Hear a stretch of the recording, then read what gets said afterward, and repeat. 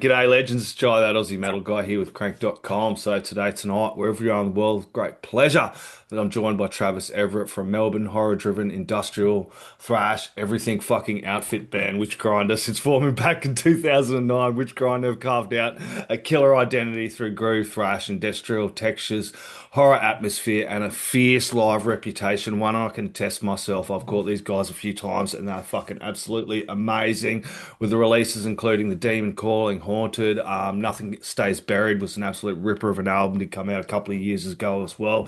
Travis, absolute pleasure to finally have you on, mate. Knuckle you down for a chat. How's Thanks. everything going? Yeah, good man. Good, Jai. Thanks for that nice intro.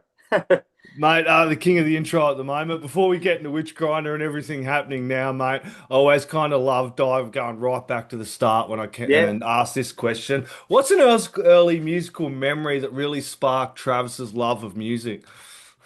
Oh, Could be anything, dude. This is, yeah. yeah. There's a heap. I think the first time I heard Metallica was when that would have been when I first really wanted to. Like all my mates, we all kind of got into it at the same time, so that really like sparked a little bit. But another thing that just went into my mind, but this was I'd been playing music for a while, but it was the first time Slipknot come out for their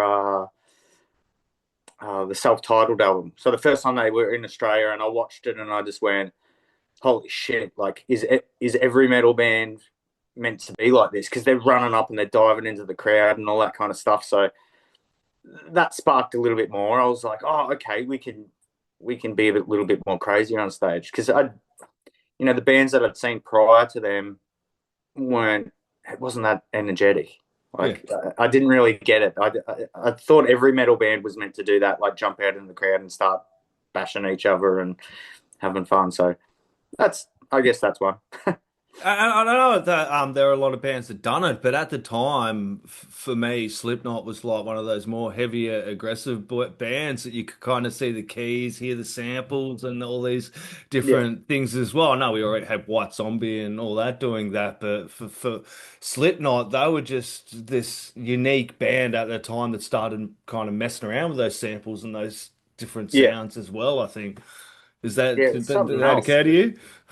It was yeah, yeah. No, it was different. It was just well, because I'd gone from some extreme metal, to listen to and all that, but then I went through new metal had hit and all that, but then kind of Slipknot came out where it's still in a little way had some new metal elements, but then they Yeah. throw in some blast beats and there was heaps of double kicks going, and and the vocals were more intense. So I don't know. Yeah, they were they kind of blew me away when they came out. So that's definitely a big push and inspiration that I feel when I was probably mid teens that got me back thinking on the path of what I wanted to do. Yeah, Not that we sound anything like Slipknot. It's just something that inspired me a bit. exactly. At what point did that love of music kind of turn into wanting to create it yourself? I honestly, when I first picked up a guitar, started writing my own songs. So Yep. like I knew how to play a few songs that I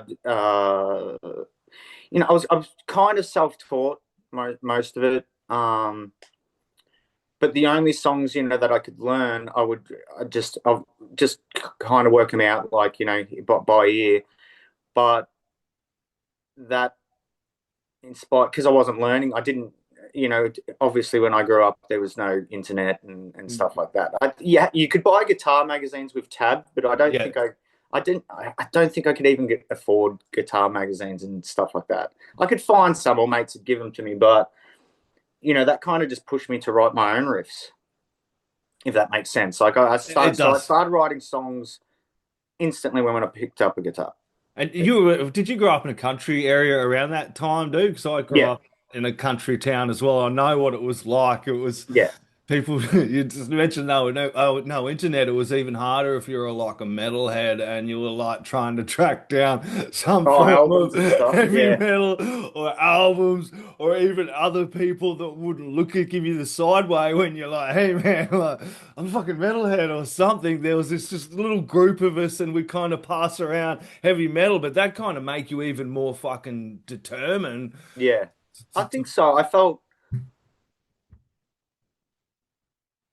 I definitely had my all. We were all on the same wavelength, but being in a small town that was very sports orientated, I felt like an outcast. Like there was the group of us, we all wore, Sepultura, Pantera shirts and all that kind of stuff, and walked around the town where we had all these footy jock kind of dudes, and so we're all always kind of like, but it pushed us because we were thinking outside this box, because we knew about all this music out there, so that I think we just egged each other on like that. We were going to be the next, when you're a kid, you think you're going to be the next best thing, and we were going to start a band, and then we'd be on tour with, Pantera and Metallica one day and all that. So, I don't think we could even play our instruments then. It was just, we had band names and stuff like that. So it's a long time coming thing, and yeah, being in the country, it pushes you.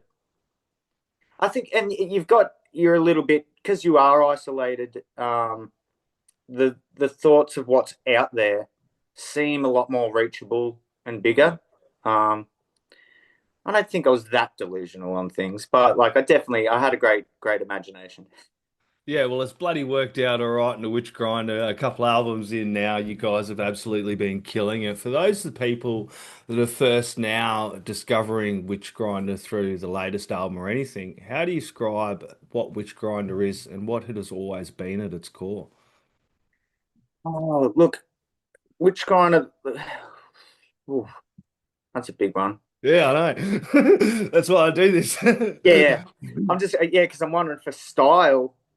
Um, we got slammed with the title like industrial metal when we first started because I think that like a lot of the bands like White Zombie, Ministry, fucking At least you didn't Ram, get lumped with a new metal core. I was Ramstein. having this conversation the other day. It was like all those poor bands got shoved with new metal, and it was Oh, like a whole bunch of them were different styles oh and man, genres as well. that's the craziest genre for like new metal is so crazy because just any band coming out at that time Time. period was slammed with it. But yeah, we got kind of industrial metal, but I've always thought we were more of like a groove thrash kind of metal band. Yeah. Like, a lot of that's there.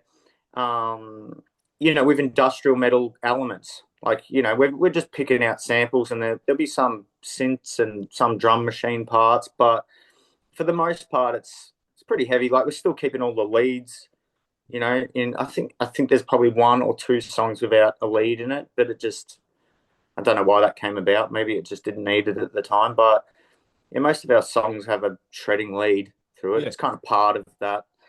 And I mean that's the style of music part. I think the whole kind of package is just like well you were saying earlier, you've caught one of our shows. It's very energetic. Like that's going back to me talking about the Slipknot, seeing them and a bunch of other bands. Like there was even like bands like Dillinger Escape Plan and all that just had so much power when I watched them on stage, and I was like, it's so entertaining and it's so good watching people with all that, with that and getting it out. And oh man, I love it. So that was a big push. So I don't know which one has got. It's just got a bit of everything that I love. So you Yeah, know, it's not a nice mix of that thrash. I did kick it off in the intro. I was talking about you guys. You mm. guys do have that thrash, the groove, the industrial, the horror atmosphere, so many different elements as well. What was it that first pulled you towards the combination of mixing the horror themes as well? Because it just sits so well with uh, you guys. I I'm a huge horror buff. Like yeah, horror movie fan. I've got like so many VHS. Like I collect them. So I'd always been into horror, and I do remember when I originally started writing I think it was the first or second track for Witch Grinder ever. And I wondered, I remember I sat down with a mate he wasn't a metalhead or anything, and I was talking to him about I said I kind of want to write. I think I want to write about horror, horror songs or serial killers or whatever, like metal kind of, just metal and horror and all that serial killer stuff goes together. And then I said, oh, but maybe I should write about my feelings or I didn't really know. And I was saying to him, because I go, there's Rob Zombie there. He's kind of got the horror thing, blah blah blah. And then he just kind of looked at me like straight in the eyes and was like, Trav, but you love horror, like that's massive. You love it, and you like entertaining. And he goes, I think it'd be more entertaining for you and easier for you to stick with that kind of stuff because rather than maybe get up there pouring my feelings out or whatever. But I can You kind can of do that. Yeah, but hide certain lyrics or certain lines in there that mix well with the song, where it cuts a little bit deeper and a bit more to home for me. So it worked out well the way I do it. I don't know. It could change. I might slightly start to change it at some stage, but it's always going to have that horror yeah, inspiration. like you said, a lot some of these songs, like you can some of those themes in there as well. It's like music's so subjective anyway. I've heard some songs and go, oh yeah, I can kind of you can kind of find a double meaning behind some of them as well, or as brutal as Well, heavy even as the, they the are. movies are like that. Yeah, Even exactly. when you watch, there's always a deeper meaning. And I mean, some of these songs are open to interpretation. By the listener. Like I like if people come up with their own meaning, and they come up and they tell me what they think that song's like. They're like, oh, is that song about such and such? And I'm like, it's not. But if you think it is, like that's Yeah. cool. I like that. It means they're thinking about it and they've found their own little world in that music, and that's pretty special to me. I suppose that's the joy of being an artist. Like you raise your song up, it's your little baby, and once it grows up, you let it out in the world, and it takes Yeah, on and then another meaning to it's its other own thing, listeners as man. well. Yeah. Yeah, it's great. You guys have been around for quite a while now. Looking back through this, I was like, dude, fucking doing my maths. I'm starting to feel a little bit there. Looking back from the early days through the Demon Calling, Haunted, and now Nothing Stays Buried. Where do you feel the biggest growth and evolution has been in the band and the songwriting?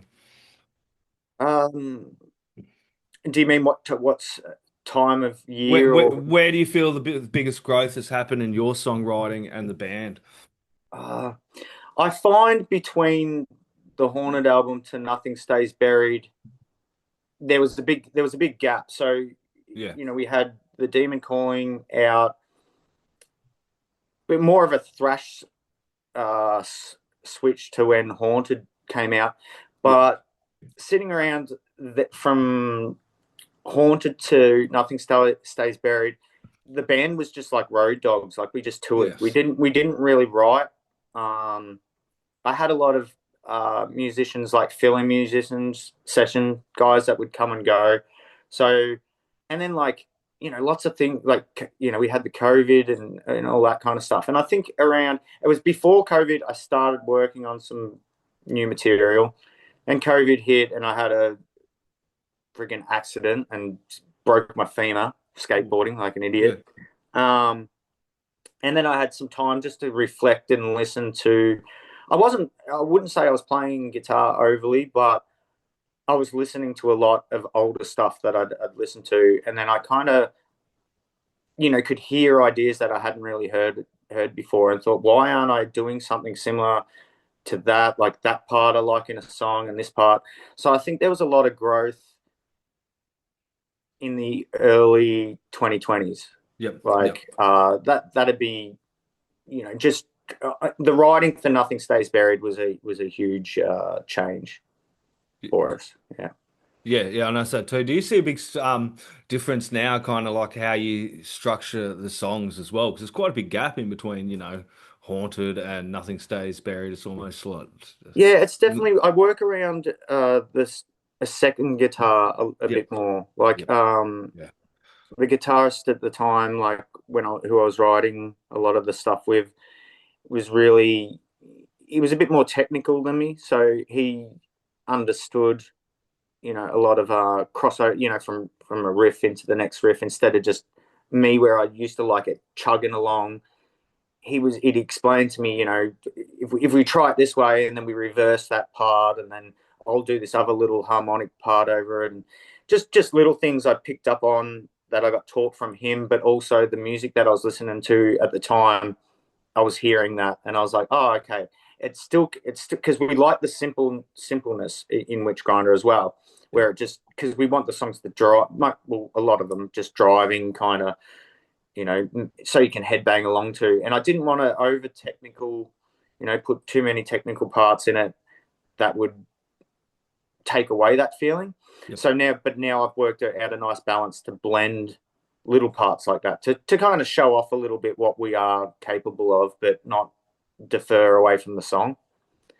You know, Yeah, exactly. I hope that made sense. It makes a bloody lot of sense. I was just Yeah. thinking about some of the great hooks as well as one of the albums I went and seen when I seen you guys. I had to buy it straight away. It was Haunted. That was quite a few years ago, dude. And that Yeah. Butcher song, like that one, every time I got this game Diablo, every time the Butcher comes out, I have that song just play Ah, in my cool. head. That hook Yeah. just fucking hits hard. Something he's always done. You continued on with Nothing Stays Buried because it really feels like a strong statement after 9 years coming out with that album. When did you first realize that album had to come out? It had so own identity and it wasn't just good enough for a collection of singles or EP or anything like that. Well, like I said, the only reason it hadn't been written or done earlier was because I didn't really have a full band at the time. It Yeah. was like there was lots of session players in and out, and I was just working the road, and I wasn't even sure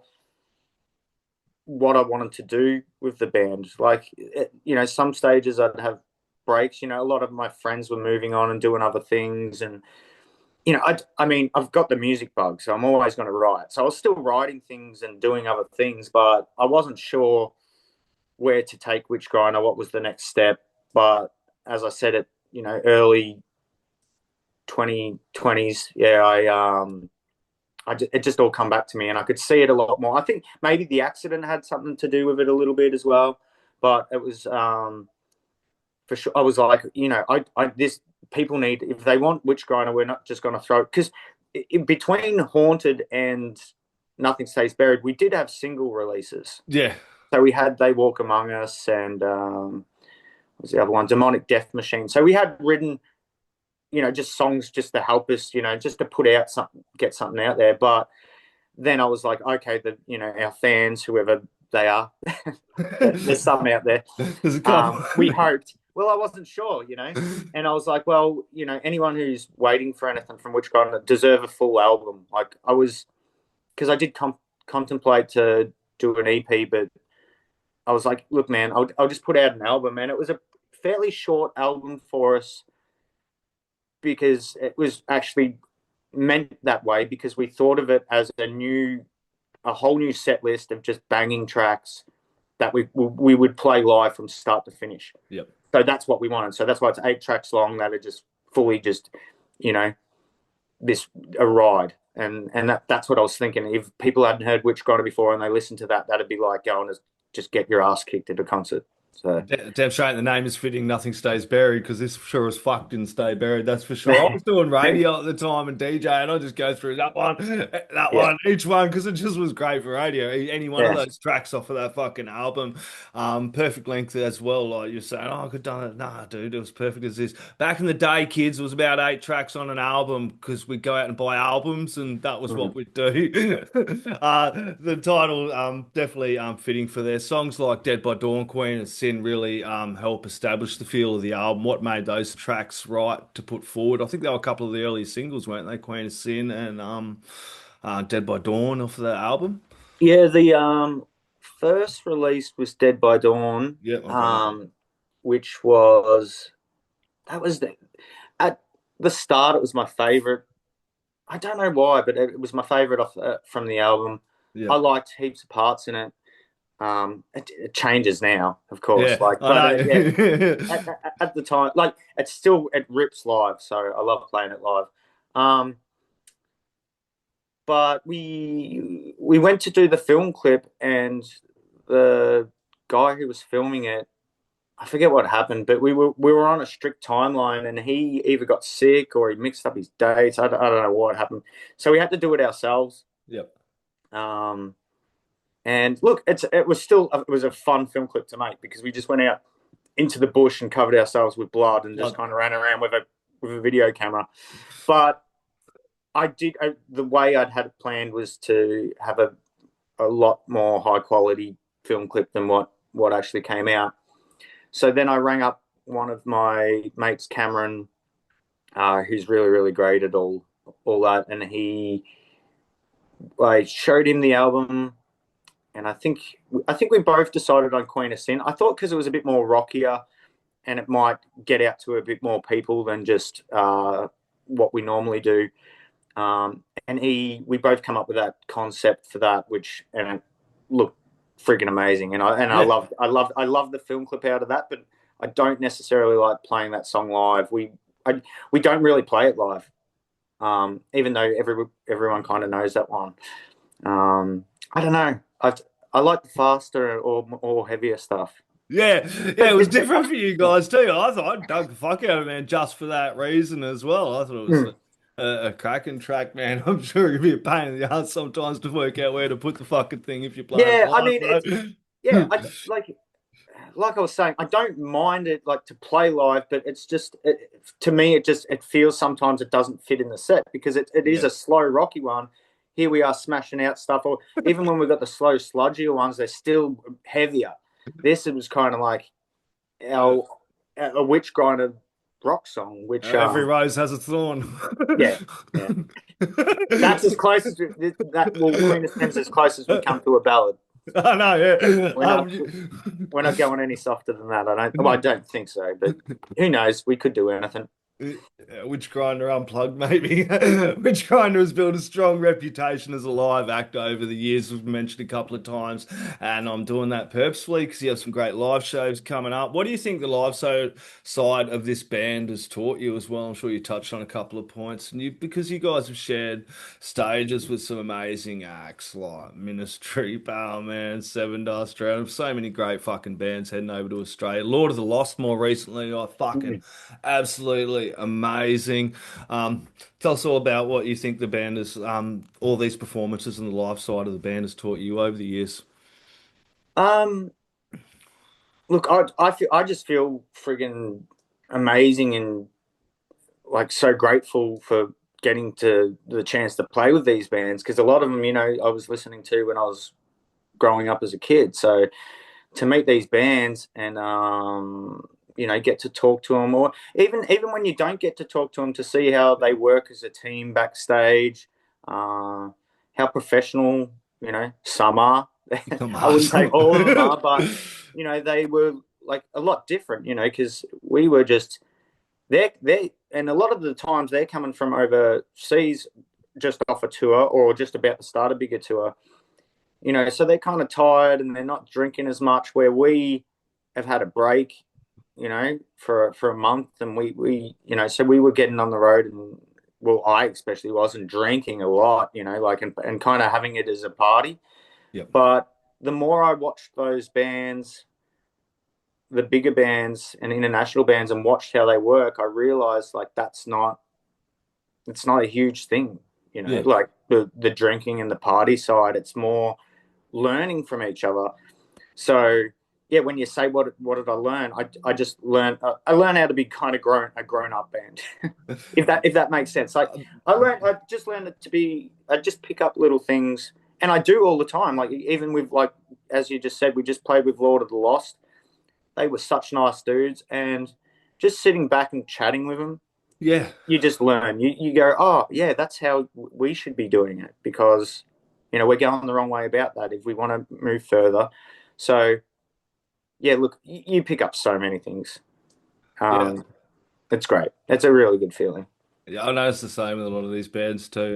The ones that really, professional and locked in. I done an interview with a band a couple of times, became friends with one of the vocalists, and they come over and toured recently, and we just kind of went and hung out. It wasn't like, oh, let's go hit the bars and do the shots. It was just wanted to have a walk, look around, look at the city, talk, be professional, Yeah, have a not like get blasted. It's not all what people think as well. Anyway, for yeah. for most of them anyway. You Yeah, guys have most got of the time. yeah, most of them. You've got a huge show coming up on April 18th, which absolutely looks amazing. The Wacken open air warm-up party, co-headlining with Our Last Enemy, which is another great Australian band for the it's the first official Wacken open air pre-party in Australia. Here, get my notes right. What does it mean to Witchgrinder to be a part of the night like this, especially knowing it might be that it's the last Sydney show for the year, so it's kind of a send-off for the Witchgrinder Sydney fans as well. Yeah, well, at the moment we think it is. Yeah, We maybe. say that, and then some things might pop up. But honestly, to be a part of Varkin in some sort of way is just incredible. Yep. Like, uh, and to come up and play it in Sydney, of all places, because like I can't remember if it's 32 or 36 countries they're doing it in. 35 shows, 35 countries, one Oh, day. there you go. Yeah, yeah. So all on the same day. Yeah. Well, you just said it. I didn't still got my Um, notes. yeah. Okay. Um, yeah. So like, that festival, like, is everyone who I know who's been over to it or talks about it, like that's, the one of the biggest, if not the biggest metal festival in the world. So in any way for us to be involved in that is very, very special. So I know they do have the Battle of Bands things, but that's another story. Like I don't think we'd go near that. But yeah, to be a part of that and with such great bands like Our Last Enemy are, we're massive fans and massive friends with them. So Yeah. we've done a bunch of tours with them. So it's always good playing a show with them. Like they really, we kind of feed off each other. We pump each other up. We, give each other a little bit of shit, and then we get out there and we smash it. So I know those boys will be, yeah, they'll be itching to get up because I've actually know that they're working on new material, and I think they're going to drop some. So and it sounds amazing. Who else is on it? Cunt We got Squad. Yeah. Kunstgard. I interviewed Cunt him a few Squad. times. I know them all. They're like, I've looked into him. I'm like, it's fucking Kunstgard. And all us Aussies are like, Cunt Squad. And I interviewed him twice. I'm going, Cunt Squad. And I'm like, looked up the pronunciation. I'm like, it's Kunstgard. And I'm like, cheeky fuckers. And Yeah, they yeah, got Shadowface as well and Age of Emergence, another cool band I've interviewed as well. yeah, yeah. No, they're great. Really good bands. A couple of them I haven't got to see them live, and Shadowface I haven't heard much of their stuff. I can't even remember what I've listened to of theirs, but I remember it being good, but can't remember. So I'm really excited to watch the bands. Hang out. You know, just play, of course. It's really good, and it's great that Michael, from Metal Ruse is he's so passionate about the Yep. music scene and all that. So it's great seeing him put things like this together because I know he does a similar thing in Australia where it's Metal You know, United Down Under. Yeah, yeah. So he does the same thing, and that's what every kind of city and little town around Australia on the one night. And so yeah, look, he's great. I'm grateful that he's put on this show and he asked us to come on it because yeah, it's going to be fun, really yeah. fun. BTY Metal United Down Under is kicking off very fucking soon. That's next month. That kind of had my bells ringing as well. Everybody in Australia, that's actually keep your ears out for that one. Another show that you guys are a part of, which is fucking amazing up in Brisbane, is the Dead of Winter in Brisbane on June 27th. What a bloody lineup that one Yeah, is, man. It it's must be massive. pretty good to get up to that one. Well, when we first started, I think we may have went up and played Brisbane just for a small, our own little local show, or jumped on to support one of the local bands up there. Yep. But I do, if not, it was the Dead of Winter Festival. I feel like that was one of the first shows we ever played up there, and we had a ball. And for years after it, I'd annoy them to jump on, and they put us on a few years. I don't know if it was in a row, but maybe every second year. Um, so when I heard the little whispers that it was getting that they it was getting resurrected because I think the last one was in 2019, 2018. I'm not sure, something like that. So it hasn't been around for about 6 years or so. Yeah, I put the feelers out and yeah, got a message back and yeah, they chucked us on, and we were really really happy because it's a great festival. Like it's heaps of fun. Yeah. There's Yeah. all different styles of music, so like it's a very big alternative festival. So no matter what you like, you're gonna find something there that you'll have fun doing. And it's not only the music; they used to have like face painting things and other like activities. There's heaps to do rather than just watch bands. Horror cosplay, performance art, there's dark markets, there's a whole bunch of visual and Yeah, immersive installations and experience as well. It just looks fucking amazing. And the thing about these festivals is we all need to get out, buy tickets, and make sure they do fucking really well to all these festivals. that's Get it. behind them and support the Australian heavy scene because we have an amazing, amazing fucking positive scene, as you mentioned, from fucking all these different genres, all these different fucking bands, and we're just absolutely killing it. From your perspective, what makes this scene unique, and pardon me, I what do you think feel makes this scene unique? I think in Australia, look, I it's hard for me to know because we haven't travelled much overseas. What do you like about this scene? What do you But think we have? Yeah, the scene, I think it's great. I think everyone's very supportive. I've always noticed that. Like, of course, there's a bit of competition in some sense, but that's like anywhere. That only helps better every band. But I definitely know at our shows, and especially over the years, I've noticed how friendly our uh like our fans and all that are, and how diverse and different age groups and all that coming to our shows. And I guess that's just from being around for a long time. But it's super friendly, and I love that. You don't have, and you don't have to be like a cool, this.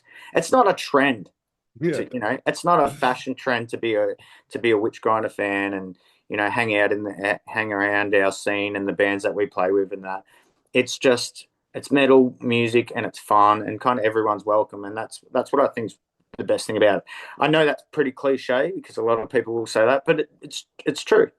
I know a lot of people, like people I definitely know a person in particular who was scared to come out, had heard our band, finally got up the courage to come out because she wasn't very social. She met a guy and she married him, and now has like 3 kids. So like there's things like that.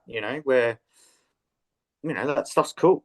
She, yeah. she wouldn't have come out unless it was the band. She wouldn't have met that dude. She wouldn't, and there's lots of people like that, like hadn't met a certain group of people, but have come out to a show um, around the Melbourne or Australian music scene, and that kind of style, and people become friends and find friends for life. So that's Yeah. pretty cool. Damn straight. I know there's a bunch of kids that are absolute Witch Grinder fans as well. I got a mutual friend and their kid. I'm just an absolute big fan of you. You guys, Cool. met the lad, had him done something for him as well. You know him pretty well as well. But I know you Yeah, guys have always been super respectful to all the fans, and it's always been a very safe and fucking great environment. The whole Australian fucking metal scene. I've gone to shows. I was there the other week. We were at Elysian. A couple I know they always bring their little lad in, and he's just moshing. He's probably all of like 10 years old, and the crowd yeah, it's always great. gets behind, looks after him. It's just a very safe community to be amongst as well, and super respectful. And the ones that Yeah. aren't get fucking turfed out pretty fucking quick after everything which Kinder has done so far and what you've done, mate. What still drives the fire in you? Uh, I love being on the road, and touring and doing live shows. Like I can't. I guess when I'm up on stage, like I don't really feel much. I'm not like either. Well, like I'm happy, I know that, and the adrenaline's pumping, but I kind of just go to a place that doesn't really exist in my head. Like I know where I am, and I know that everything's having fun, but it just feels so great, like the rush that I get, and all my worries seem to, the problems obviously that I have and everyone has is waking up in the morning and thinking, oh, my money, and or I've got to go to work, or I'm having a fight with someone, my girlfriend's just left me, or whatever it is. I don't feel, if even if I've got heavy stuff going on in my life, I don't feel that when I'm up there playing live. So I think I'm just chasing a high. I'm Yeah. like a junkie for it. So I feel that that's a big push, and I wouldn't know what else to do with myself if I wasn't doing it. I'd probably I'd be drinking way too much most likely. I'd probably or and mischief. Yeah. But I'd need something. thank fuck we're not doing that. We're blasting out the heavy metal, mate. That's for sure. Where do you want to take Witchgrinder from here? Where do you see the next chapter going? Uh, I know we're very keen on Like I've already started writing, working. There was a little bit of stuff left over from Nothing Stays Buried, but I kind of went back to it, and I feel like the newer stuff that I'm writing it doesn't really have its spot with it at the moment, but that could change. So there's a lot of that, just working, writing on things. I say this in every interview every year. I say that I want to head overseas for the next year, but things happen. Like, obviously there's a friggin' war going on at the moment. So, like, I don't know when, things are going to get better and we'll be able to, but I know we are pushing. We have a bunch of people working behind the scenes for us and working really hard on that. And obviously, as you just said, we've played with Lord of the Lost recently and Combi Christ and all those guys, and we've stayed in contact with a lot of them, and they've got some feet on the ground for us over Germany and Europe and that. So we're really hoping that it can happen next year. That's where I'd like to take. I'd like a new album and an overseas tour next year. That's what I'd like. But if that happens, I don't know. Fuck yeah, that would be great to see. Okay, and we'll tie it off there. We'll end up with a couple of quick fire questions, mate. First album you ever brought or owned? Ugly Kid Joe's America's Least Wanted was the first one I bought. Fuck yeah, first concert you ever went to? AC/DC. Hell yeah, all-time Uh, favorite album? What concert? Sorry, you finished AC/DC? Which year? AC/DC, the Ball Breaker tour. Ooh, I think it was fuck like yeah. 94 or 93, maybe. I don't know. Yeah. Ball breaker. Shit, mine was Metallica, man. Fucking Oh, great. dude, they're 98, I think, at the Entertainment Centre. Yeah. Fucking Adelaide. That was a killer fucking Yeah, concert. wow. That was Yeah, man. awesome. Band or artist that made you want to do this? Metallica. Yeah, all-time favorite album. You can't hit me with that one. I don't I have one. know I get asked this quite often. I'm Yeah, yeah. like, dude, It's probably all of them. yeah. It'd be a Metallica album probably. Yeah, Or even a Korn album. I don't know. yeah. It's a tough one, isn't it? Because it changes, man. It does. It changes so often. Like I'll go back. I'll listen to Puppets or something, and then I'll be like, then I'll chuck on Justice and be like, oh man, but this is probably better and then I change my mind. It's all over the place. Yeah. No, I don't have it. I can't. That's unanswerable. That's If that's the right word. that is for us. Our favorite horror movie, our favorite horror film of all time, probably equally as hard to answer for you. It is. It is. But I always go back to. I wouldn't say it is though anymore. But the first one that comes to mind all the time is the Pet Cemetery, the '80s one that was. I think it was made for TV. Yeah. But Oh, I like everything in that because it's got heaps of just cool stuff. But it has probably changed because there's a lot of good movies coming out still that still get me.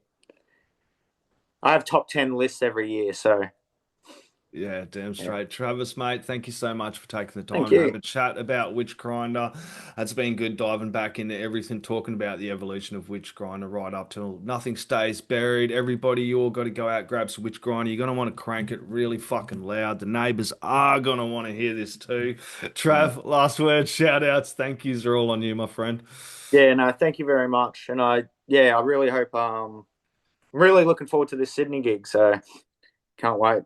That's what I'm just getting for already next today, so Damn straight, people. I'll have all the links and dates for that as well. That is the awesome. Wacken Open Air pre-party in Sydney. We've got Dead of Winter, and we also have the Monsters of Riff, which I didn't mention as well, which is May 16th at Northcote as well, people. I will put all the dates there and down below. Thank you so much, Trav. You have an Thanks, awesome Jai. afternoon. Cheers.